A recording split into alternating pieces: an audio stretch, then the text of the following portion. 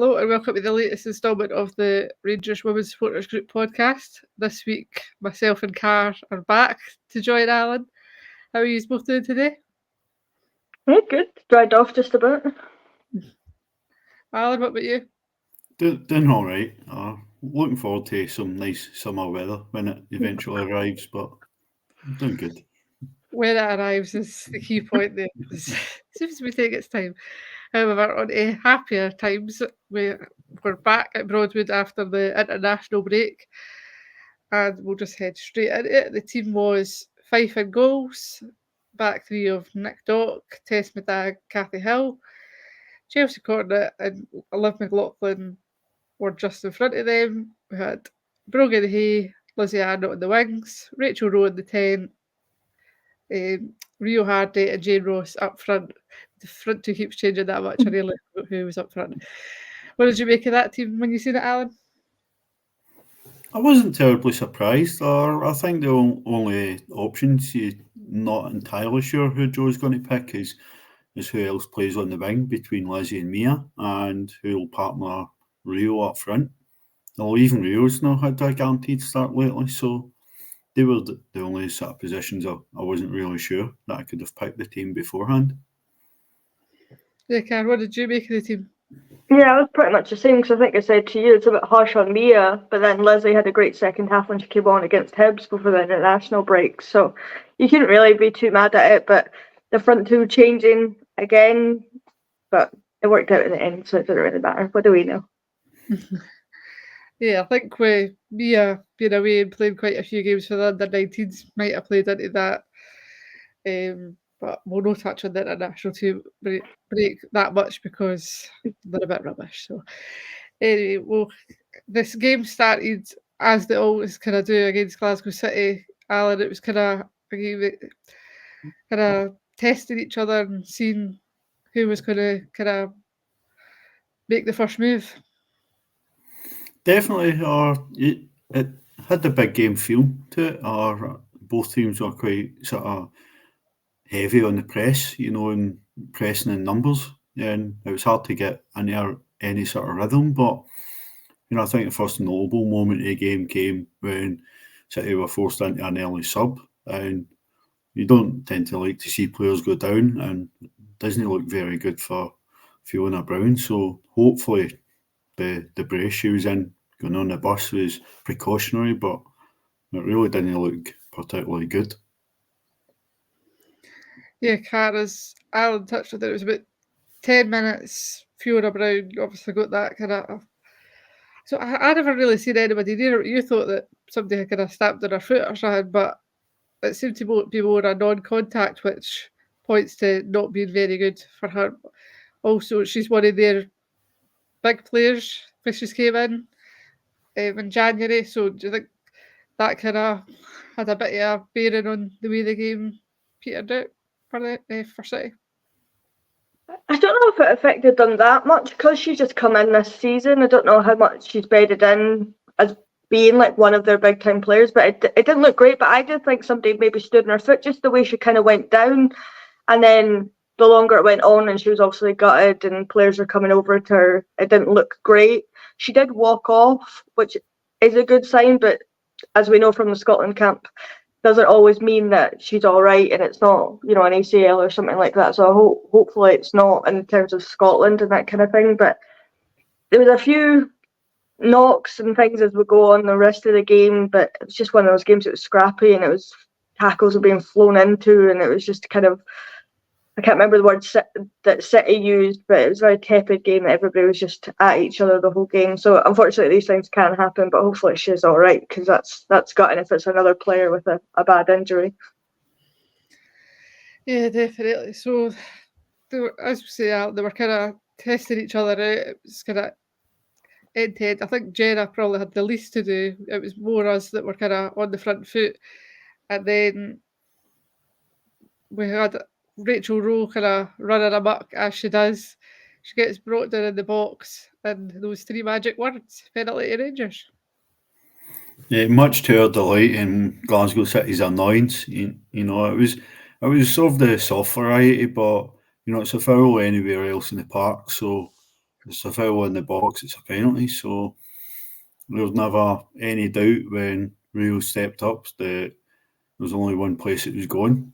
I'd watched a penalty shootout at Broadwood last week during the international break, and with the wind, you just had to wait a wee bit for the ball to actually stay still on the spot. But Rio didn't waste any time dispatching it, and that's as good a penalty as you're likely to see. Yeah, it put us 1-0 up, which was obviously good, especially against Glasgow City. We have kind of struggled occasionally, but the lead wasn't to last too long. The kind of battle in midfield was. It felt like sometimes the midfield was non-existent for either team in that first half, but City got one back. Lauren Davidson kind of just runs through everybody. Nick kind of tries to clear it, and a poor goal to concede. I mean, it is. The midfield, she just kind of walks us through, doesn't she? And then it's Lauren Davidson, that's what she does. She just scores goals for them. So you give her the opportunity. Nick really needs to do better, but so does the whole of the midfield. And then Jenna needs to make some attempt to try and save that, but she kind of goes down and then it just goes past her and there's not much she can do. And then you're thinking, here we go again. Is this another game we're going to draw or drop points? And you're looking at the table thinking, we can't afford to drop any points here. This is kind of getting disaster territory. But then it doesn't matter in the end. But again, got to be better in those areas. But the whole midfield, the whole game, at times they were just waltzing through. We were just waltzing through, and it basically didn't matter. We're really missing Kirsty McLean in that area because that's what she offers you. She's got that tenacity. Not like Chelsea in that had a bad game. It just, the midfield didn't really matter today, to be honest, which is weird because normally that's the main thing in those big games, that it's won and lost in the midfield. But it's just, it won't be one they want to watch back. But again, it's Lauren Davidson. That's just what she does. So unfortunately, that's the way it went. Yeah, so we're going at half-time, 1-1, Alan. So what did you make of that in the first half? I thought we were most definitely on top. I think a wee bit after the goal that we conceded, it maybe to a wee bit of stuffing it is, but I thought we were playing well. It was hard to stay in full control of the ball. Glasgow City pressed very well, but we'd also pressed very well in the first half. It was more obvious than probably any other game of the season that we hunted in packs, particularly when Lauren Davidson was on the ball, which made it a lot more annoying that one time we let her go, then she ran through and scored. But we were really stopping Glasgow City getting any sort of momentum. So I was reasonably comfortable going in, expecting us to come out and win the game in the second half. Yeah, Car, so we come out the second half, as we often do. I think Joe kind of gives them a telling off at half-time. We came out, started kind of getting more chances, I would say, kind of getting more control of the ball. I think the midfield started to get a bit more control of it as well. I think that's when Chelsea and Liv really came into a game. And then up steps Lizzie Arnott. I mean, just 5 minutes before, we're saying we need to get Mia McCauley on here. She'll grab the game by the scruff of the neck, and then Lizzie Arnott just cuts inside, and it's a beautiful curling screamer. I don't know what to call it. It's just absolutely class from her, and we're thinking, well, what do we know? Don't let us be manager, because we'd be subbing folk off, and then that wouldn't have happened. But she had, Lizzie has lost pace and she's lost a bit of that tenacity that she did have, but she still has that in her locker, and that's why she's still here, and that's why she's still playing, because that's what she can do. And you think that's a goal that grabs the game by the scruff of the neck, and she goes, we're not out here, we've got the better chances, we're doing more than they are, we're going to go and win it. And it would have been a goal fitting to win the game, but then everyone else decides, I want to go. So but goal of the game. It would have been a goal fitting to win goal of the season, to be honest, Alan, but they've already put the vote out for that. So, Yeah, very much so. So then the game, we're kind of comfortable at that point. I think they kind of got a couple more chances, but I think we were fairly in control of the game. I think one of the big moments was that crunching tackle for Nick Dock. I think she's probably watching, so she'll want us to talk about that and big her up a bit, Alan. Aye, she'll want to no listen about the goal that we conceded and more talk about that tackle because she's absolutely smashed Lauren Davidson and she's won the ball. There was absolutely nothing wrong with that tackle. It's the sort of tackle you love as a defender, and it gave us a wee bit of time to just get a bit of composure, make sure we're all set up and organised, and that just took the sting out of the game, and we just stayed in full control of the game after that. I think it's that kind of thing you need for your captain. That's kind of when we're losing kind of sloppy passes and whatever. Then your tackle just goes and puts one on their best player, and everybody goes right. The captain's spoken. We need to take note and win this game now. Yeah, I mean, they kept going down when somebody breathed on them, but this one she had every right to be down for as long as she was because it was an absolute crunch of a tackle. But as Alan says, she wins the ball cleanly, takes her player out in the process, and that's exactly what you want sometimes, just to remind them that you're there and that's what we're capable of. And she does that sometimes, doesn't she? She just kind of, I'm still here and you're not going to get by me. This is my game. And it's just one of the best tackles I've seen this season. She must be buzzing about that. They're just so proud because obviously they're pals. They play together at Scotland. So I'm sure there'll be words said in a group chat or personally to each other. But Lauren Davison was down for a wee while and Nick kind of wanders over. I don't know what she says to her, but I don't know. I'd like to know what she kind of whispers to her and gives her a wee pat on the head to just be like, you're all right. Don't worry about it. It's fine. And then Lauren goes off, so her ego must have been wounded because she went off, and then the game totally went in their favour because they took her off. Then we had some substitutions on the 57th minute. Kirsty Howitt comes on, Mia McCauley comes on, Jane Ross goes off, and Lizzie Arnott goes off. Changes that we'd kind of predicted at the game, Alan, and I think they were needed at that point just to kind of freshen things up, and bringing Mia on is never a bad thing, is it? No, or what can you say that we've not already said about Mia McCauley this season? And having Kirsty Howitt back fit again is just a huge bonus at the run-in of the season. We're past the last international break of the season, so it's full steam ahead to hopefully a cup final. But one game at a time. We're getting minutes into the players. We're managing the minutes of Mia as well. So having them come on when we're 2-1 up and pressing on is just brilliant to see. Yep. Then the next kind of goal of the game, is Chelsea corner. I don't think she knew much about it, but I think she enjoyed it nonetheless. She's in the right area. Corner comes in. It kind of bounces off her back or her side and goes in. But she'll take it and she celebrated like she just scored a worldie. But I think we talked about it. It's her first goal since she came back from that injury. She scored, this first 4 opening goal. She scored 4 times in the first opening games of the season, if I can say words. And that's been her first goal since. But she's in the right area. You put a ball into the box and sometimes they happen. They'll ping off somebody and go in. So it must be great for her confidence and everything. She had a great game. I will say she was tremendous today. So it's just good that we kind of put a bit of daylight between it because you're thinking, well, at 2-1, they could potentially come back at the 90th minute score and we're in a draw again. But it just kind of gives you that bit of breathing space. And then the team just ran riot after that. They didn't really get a sniff. We were just all over them. And it's exactly what you need. Yeah, I think Chelsea's claiming it came off her bum. So that's...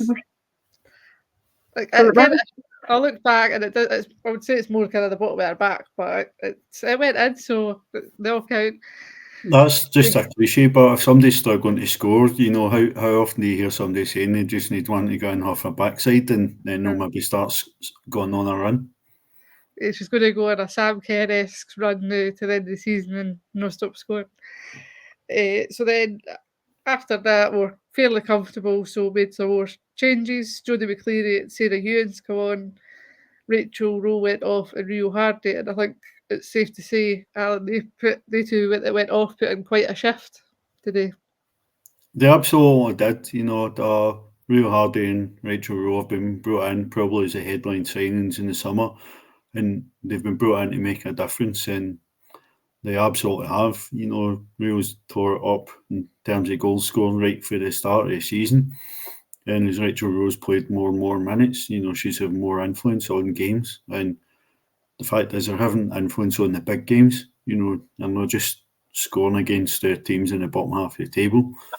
These are two players that are making the difference in the big games where it's tight. So they definitely earned a wee bit of a rest. Yeah, Kat, just to touch on Rachel Rowe, because she's having quite a good time there now. She scored in the cup final. She went away with Wales, and as much as we don't want to talk about the international break, we'll talk about Wales because Rachel Rowe absolutely tore it up. Wait, 3 goals was it she scored? A couple of assists. She was just in such good form then, and she's bringing it back to us today, just dominating, winning the ball, winning penalties. Talk about Rachel Rowe. How long have you got? She's just that good, isn't she? Do you know when she first came in, you're thinking, all right, but who is she? Because I'm not going to lie, I hadn't heard of her. But now I've heard of her, and I'll never forget her for as long as I live, because she's had such a good impact on the team. But especially for Wales, she's just absolutely tearing it up, and they couldn't stop singing her praises. And then they went on to talk about Rangers, which is always nice to hear on an international stage when it's not necessarily a Scotland game or that. It's like a player from a different country, and they're bigging it up and talking about how good the team's been and everything. It's just class to see. But she comes back in, does what she does, running riot. She had 3 of them on her. She won the penalty because they just took her out in the penalty box. She just absolutely ran riot. See if she just lift her head up just a little bit, she'd be almost perfect, I think. But it's just what she does. And she does deserve a break because she has played so many minutes and she is so integral to the team. It's nice that you can give her a bit of a break.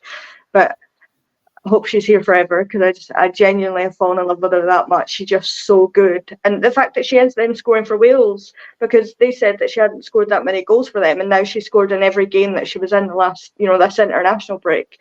It's so good to see how well she's done for us, and she's just so good. Yeah, absolutely. It's definitely enjoying her football. So then, after the subs come on, who else is going to score but Mia McCauley, Alan?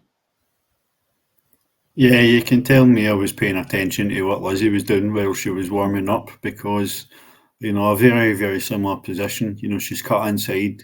She's had to work out a wee bit harder to beat a marker, but, she's found the far corner and Lee Gibson had absolutely no chance. I think she's seen it in the way back out maybe, but 16 goals now for Mia McCauley this season. She signed her first pro deal in the summer. She quickly got an extended and improved contract after the start to the season. She made and she continues just to grow and develop and become an important player for us. Yeah, Kat, it's incredible how well she's just kicked on. We watched her as she was kind of coming up the ranks and she was a talent that you could spot, but to come in and do that at the first team level and scoring in the big games as well. She scored, that's a few she scored against City now, she scored against Celtic. She's just an absolute superstar.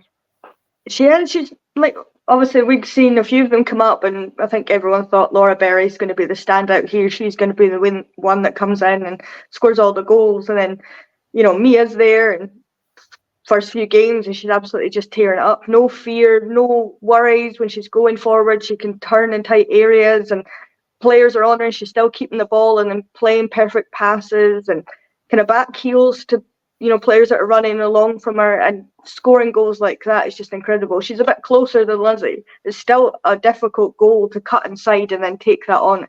Just incredible. I didn't know she scored 16 goals. That's a hell of a stat, that is. For her first pro deal to come in and tear it up that good is incredible.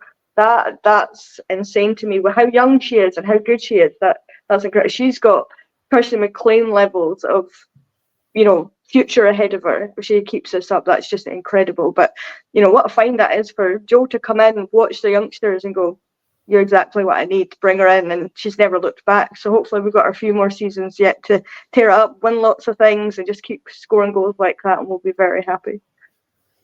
Yeah, I think it spoke volumes when she had signed the pro deal and then Jo offered her an extension, a few months into it. So she got that extension on top of it. So it speaks volumes for her. The final kind of action of the game, Libby came on for Liv, but never really got a chance to do much, and it ended 4-1. But I just wanted to just add that I think you've probably noticed as well, that Joe had switched it to the wingers taking the throw-ins instead of instead of Nick and Kathy, basically. Ali, do you think that was a tactic so that we weren't left vulnerable at the back for, like, say, Lauren Davidson, and it would have been Fiona Brown kind of pouncing on any loose balls? Do you think that was something they picked up on? Possibly. I hadn't actually thought about it like that, but you make that point, and sometimes in the bigger games we have been a wee bit vulnerable down the side, so perhaps it was something to protect us, and if it was, it's worked very, very well because we were never really exposed down the wings. I think all three of the wingers that played during the game, Brogan and Lizzie started, and then Mia came on. I thought they all worked extremely hard on the wings and done their defensive work. So you definitely saw him pulling back and making sure they were waiting for them to take the throw-ins. I think there was only one time when they kind of got it wrong, and Joe was like, "No, you're wrong," because I think Mia had left it to somebody else, and then Nick was going to get it, and then there was a bit of a skirmish with, like, Joe and that being like, "No, you're wrong." But I think for the most part, they had obviously knew that the wingers were going to take it, and as I said, it obviously worked really well. But it's from a managerial, like, that's quite a good pick out to go, right, we'll have the wingers take it and the throw-ins, because it's not something you see that much, and it's paid off really well. Yeah, it's been a massive thing since Jo came in, hasn't it, Sheila? During games, she's willing to change things like that. That might seem small and trivial, but the difference that it does make and how quickly she'll change things to impact the game when it's needing it has been massive for us, because I think we've been kind of stuck in our ways previous seasons where that's the way that it is. We won't change it during the game. If we fail, it's fine. So it's just been massive that way. But there was a little bit of back and forth, and Nick was kind of, I know, it's fine, like, we've got it, because Joe was going off her head about it, just kind of like, listen to me, I'm the manager, you're going to do what I tell you to do, kind of thing. And I do like that. I admire that she's willing to step on their toes and be like, listen, you're going to listen to me, I'm here, you're going to do what I say, kind of thing. But it definitely did work, and I hadn't thought about it the way that you put it there, that it did, keep Nick and Kathy back so that we had that kind of shored up. It's definitely something that I hadn't thought about, but probably is what she's thinking about. So maybe you've got a managerial career ahead of you that you're able to pick up on those things, and I'm too busy dancing to the goal song to notice. Yeah, definitely. So the game finishes 4-1, and that puts us, we stay at 4 points ahead of Celtic after they also won earlier, but now 7 points ahead of Glasgow City, Alan. That's, as we said last season, it's not them totally out of the way, but it kind of puts a big dent in their hopes for the title, probably. Puts a massive sort of dent in the hopes of Glasgow City of winning the title again, especially given that they're missing some big players. So I wouldn't entirely rule them out, but we've made it very, very difficult for them.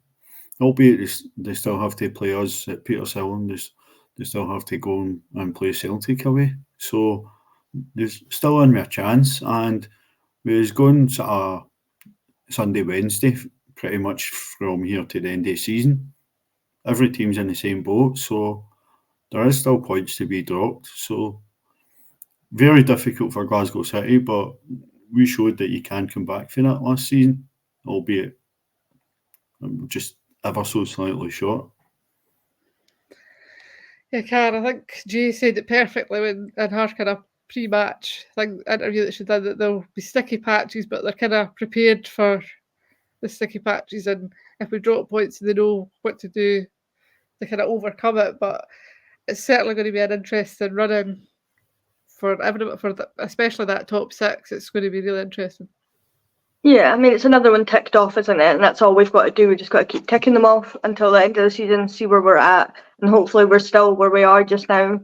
Hopefully a few more points ahead, but we're still at the top. It doesn't really matter coming into the season as long as you're in that top spot. But Glasgow City look a shadow of themselves. They just really don't look the way that they used to. They were the dominant force, and they just look,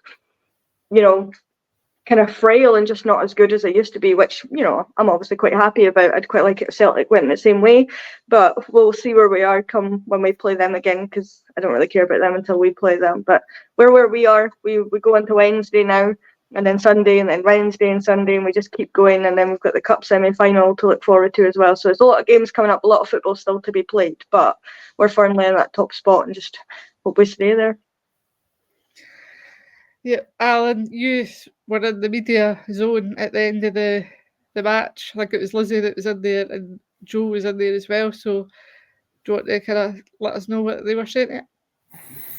Yeah, largely Joe was talking about just making sure that she encourages the players to believe. You know, Joe's fully of a belief that we are the best team in the league, and she was talking about how when the players actually start believing it, then that's when we'll see the best in the team. And she felt that's exactly what we did, particularly in the second half today. You know, she was talking about the importance of taking our chances, you know, and the fact that it was frustrating that the only chance that Glasgow City had, they scored from, and it was one that we essentially gift wrapped for him. But, you know, she talked up how big a win that is today, because it's not a mean feat to beat Glasgow City 4-1, you know, regardless of sort of where they are or you know, how much they're struggling. You know, Joe quite rightly pointed out that is a big statement to beat the reigning champions 4-1. Yeah, it certainly is. Did you have a recording of Lizzie's interview there? Yeah, got a couple of questions for Lizzie. See if this will play okay. And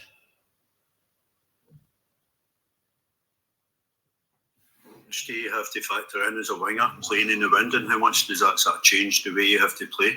Yeah, definitely. I think obviously it was windy today, and you have to think about obviously your crosses, like, you know, if they're going too high, if you're shooting, if you're trying to keep it low, and but I think it's just, you know, your instincts kick in when you're running at someone, and yeah, it's just natural when it comes. You seem to have developed a really good understanding with Rio Hardy, and I've seen that with the goal again. Yeah, I love playing with Rio. I think obviously, you know, it's our first season together, but she's great to play with, and yeah, I know when she's on the ball what she's going to do, and I feel like I can link up with her well.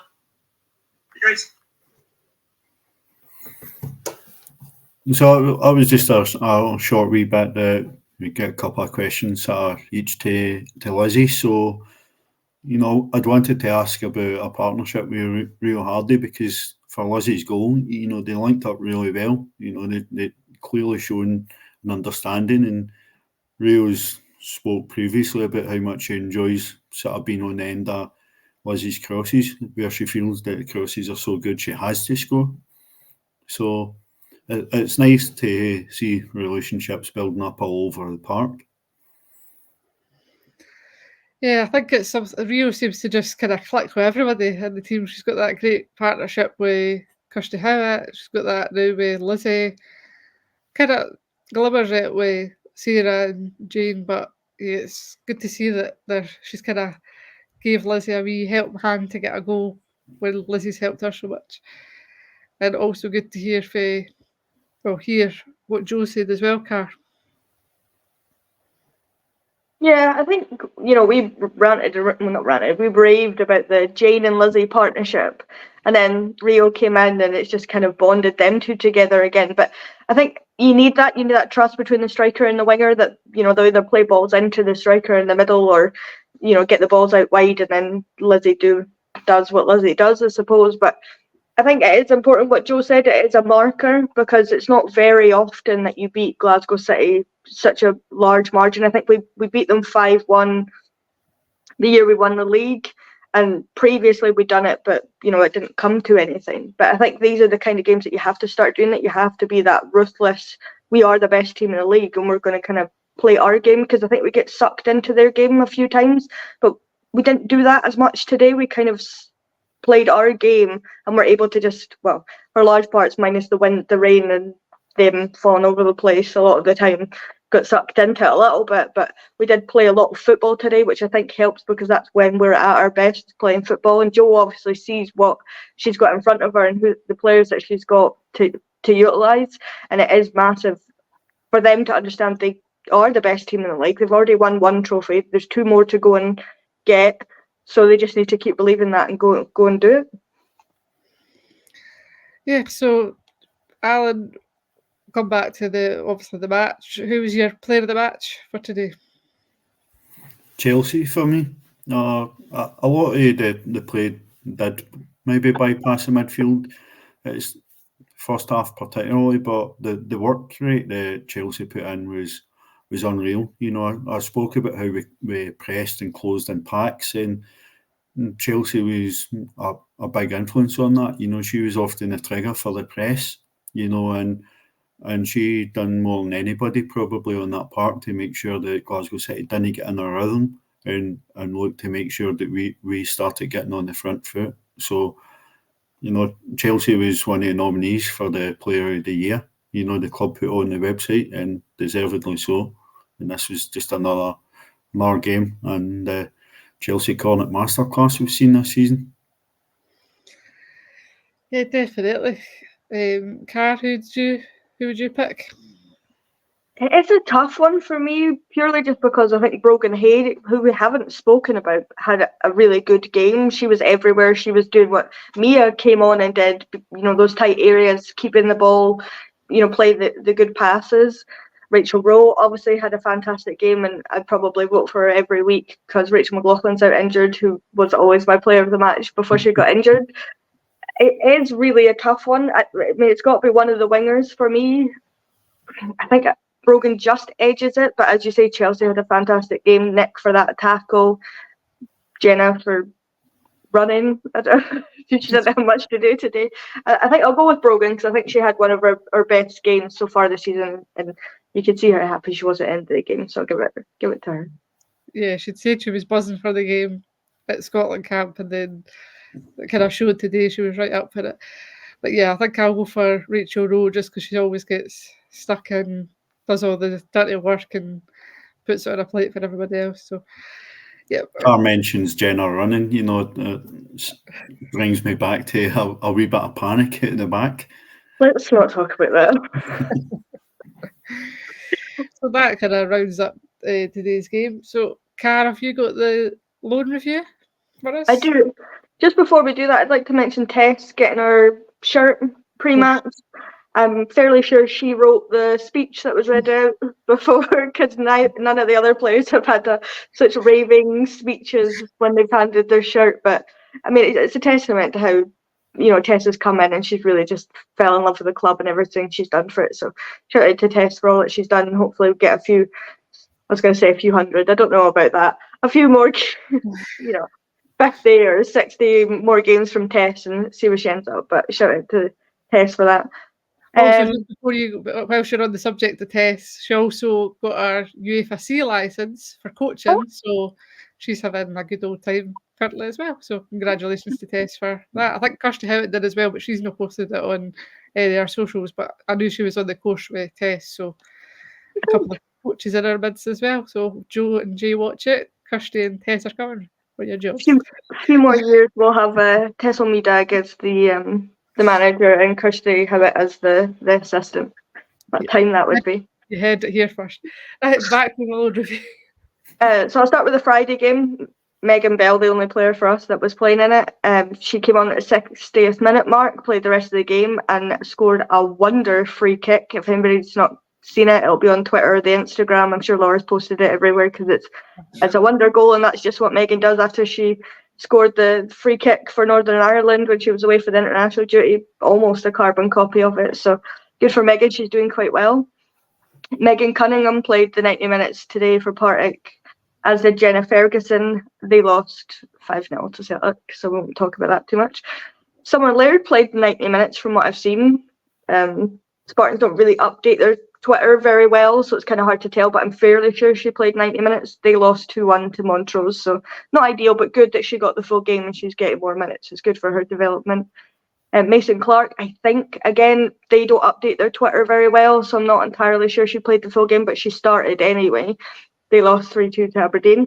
So again, not great. And they're sitting joint bottom of the table in the relegation zone with Dundee United. So not great there. They need to start picking up a few points to stay safe. Becca is injured at the moment, which I wasn't aware of, but she wasn't on the team sheet, and then you told me she'd been out a few weeks, but looks like she's doing good stuff in the gym and hopefully be back fairly soon.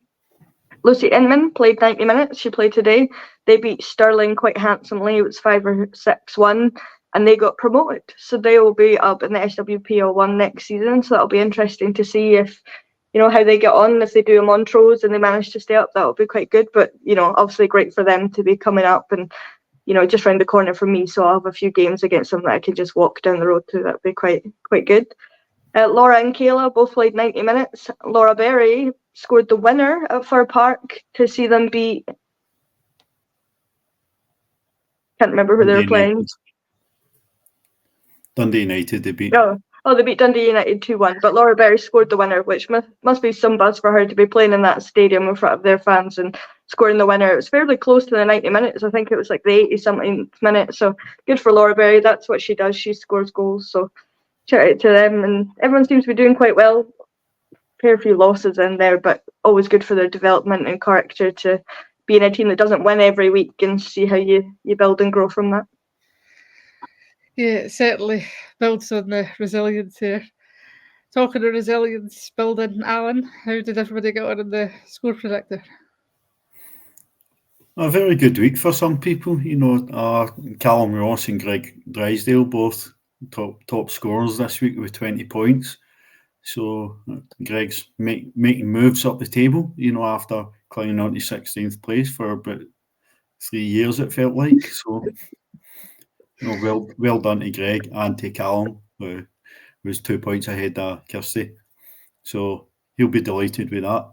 But a wee reminder, there'll be more rounds of the score predictor. With midweek games, we'll post it up tonight and then close the thread on sort of Wednesday about dinner time, ahead of the games on Wednesday. So get involved, wee bit of banter and wee bit of one-upmanship or one-up womanship if you want. So let's get involved. Yep, and as you say, our next game is coming around thick and fast. We've got Hearts at the Oriam car. Should be quite a good game. We always have decent games. Well, I say decent games. We always have quite tight games against Hearts. The Oriam on a Wednesday night, though, it's a bit brutal, eh? I mean, anywhere on a Wednesday night when you've got work the next morning is always a bit of a slog. But it's not much of a stadium, but it's a nice place to go. It's always a good laugh. You're fairly close to the pitch, so it's always quite entertaining. But Hearts have been quite good this season. They're firmly in 4th place. Doesn't look like anyone's catching up to them. So hopefully they'll just relax a little bit. Megan can't play, so that helps a wee bit as well. And we just go out and keep doing what we're doing and hopefully get a few goals against them. And it's not a tight, heart aching affair when we're 0-0 at half time and we're all, I don't like this. Well, but they'll also have one of their players suspended after a red card on Friday. True, of course, yeah, that's right. Well, she scores a lot of goals for them, so that might actually prove quite good for us. And hopefully they'll be quite tired after running about for 70 minutes down to 10. Albeit they've had the extra couple of days. Yeah, they have. But do you expect many changes from us, Alan? Not really. Maybe 1 or 2 changes out wide. I think with the workload we're asking the wide players to do as wing backs, I think we'll see them getting rotated a lot more, which will be good for Jodie. Jodie, I'd expect to see more game time as we rotate and manage the minutes of wide players. Generally, we've not seen a consistent strike partnership, so it might be a chance to bring Kirsty Howitt back in for the start. Where she'll partner Rio or Jane.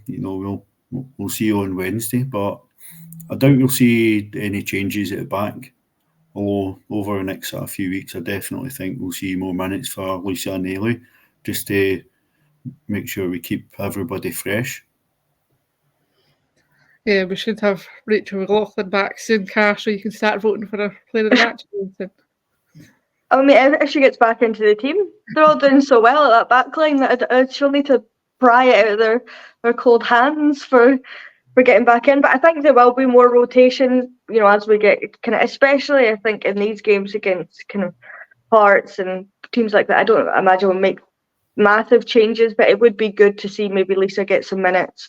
Jodie getting more minutes would be good. Mia maybe starting again. I don't know. You can never tell with Jo, can you? You don't know what she'll do game to game, but I think she's doing quite well, keeping everyone happy, managing everyone's minutes, and everybody seems to be quite enjoying it, other than Lisa with her hood up, running about in the rain in Scotland, when I'm sure she'd be quite happily sat somewhere a bit warmer or playing more football. But everyone's playing their part, and it's exactly what we need. So we'll just see what Jo comes up with on Wednesday. Yep, definitely. So it's a 7:35 kickoff. Get your tickets on sale via Hatch. I think we've posted the link, but I'll post it again in case anybody's missed it.